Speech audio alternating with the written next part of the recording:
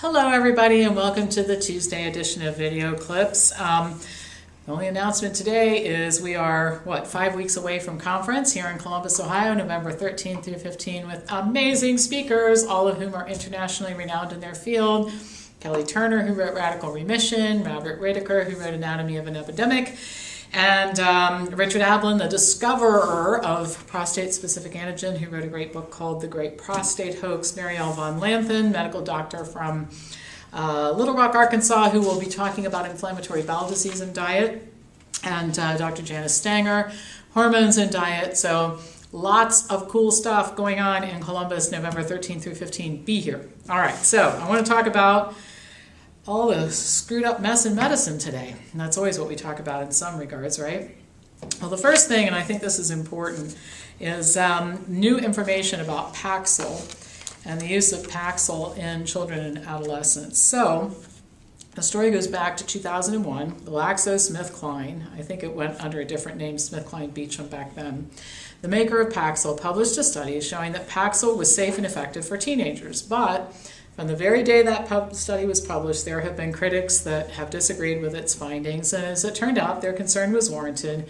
Eventually, the FDA did order that the drugs carry stronger labels, warning that Paxil increased the risk of suicide when taken by children and adolescents. Now, the unfortunate thing is that warning labels should decrease the prescribing activities with these drugs. It doesn't usually happen that way. Paxil remained a big seller, in spite of the fact that over the years, thousands, you heard that right, thousands of people taking the drug or trying to withdraw from it have committed violent acts or tried to or committed suicide. Well, the drug never should have been approved for children or adolescents. Actually, I will go back further and say it should never have been approved for adults either. And a reanalysis of the data from the original trial, which was obtained by researchers from Glaxo, really points this out, and also is like a great story to illustrate the limitations and the unethical behavior as it pertains to drug research and drug approvals in the United States in particular. So this original study that goes back to 2001 followed 3 groups of adolescents for 8 weeks. And of course, note the short time of the study. One group took Paxil, one took placebo, and then there was a third generic, commonly used antidepressant drug. The adolescents taking Paxil did not do better on standard depression scores than placebo or the generic antidepressant drug, but Paxil did do better on some secondary measurements of mood and related issues. Now, the secondary measurements are not considered good evidence by researchers, but they were enough to get the drug approved for use for adolescents. All of this is a common practice, by the way, particularly when industry-funded researchers analyze their data. If they don't see the results that they expected to get, they will just analyze and reanalyze and look at subsets and subset analysis until they find something, anything, that they can report as a benefit, and then that becomes proof positive. All that's required for the FDA in our country to approve a drug for use in a population. Now, the FDA does their part to facilitate this sort of thing. In drug trials in general for psych drugs, between 1/3 and 1/2 of all patients respond to the placebo.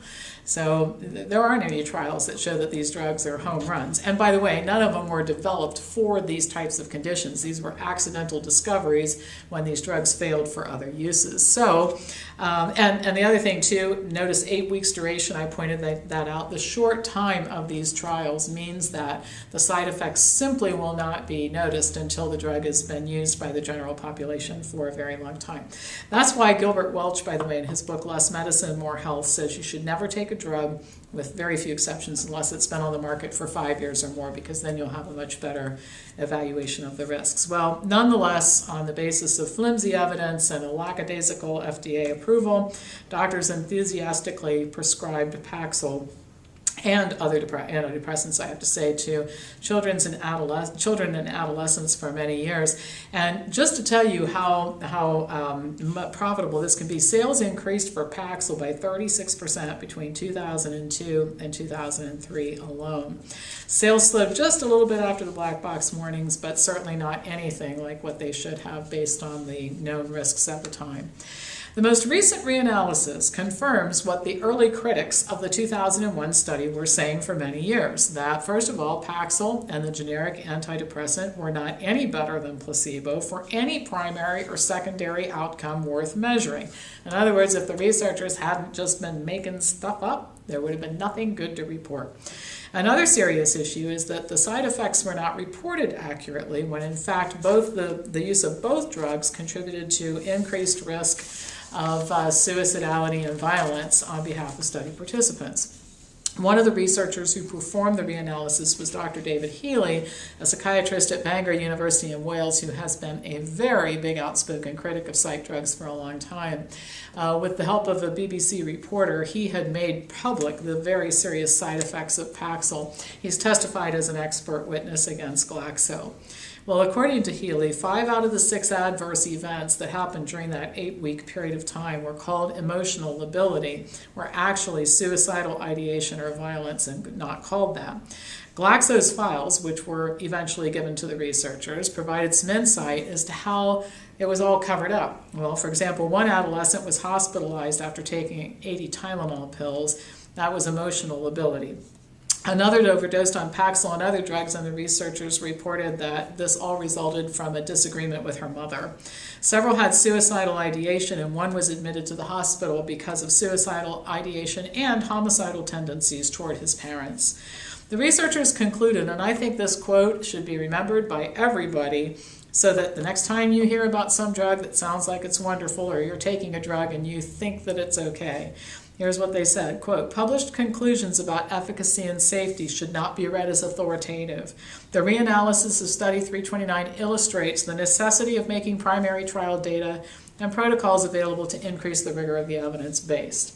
That happens sometimes, but you would not believe the amount of screaming and hollering it takes to make release of data happen. In other words, here's the bottom line. The researchers who conducted the trial leading to approval of the drug lied about the side effects and the benefits of the drug. To my knowledge, at least at this time, there's no plan to discipline the people who were involved. Paxil remains on the market.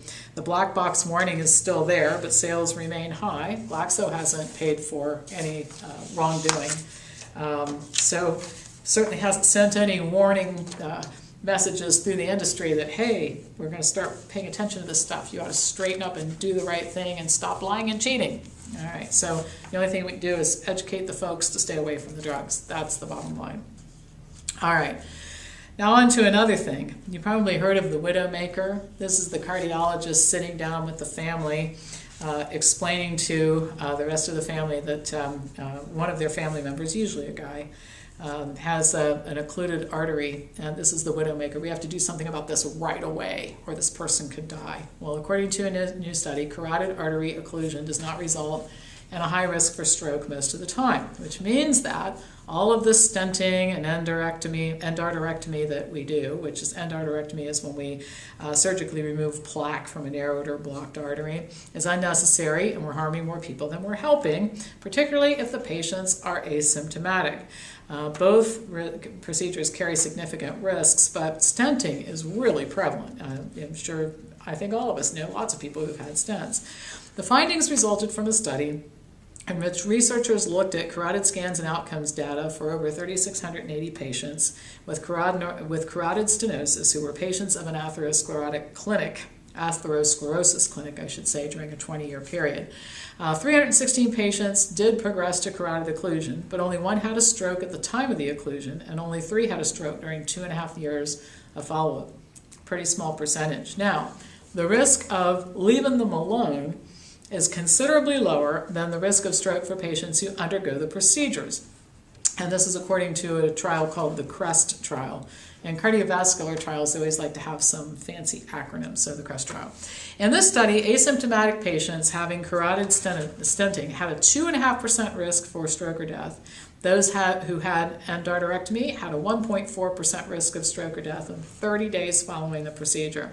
The 4-year risk of stroke or death was 4.5% for carotid stenting, 2.7% for endarterectomy.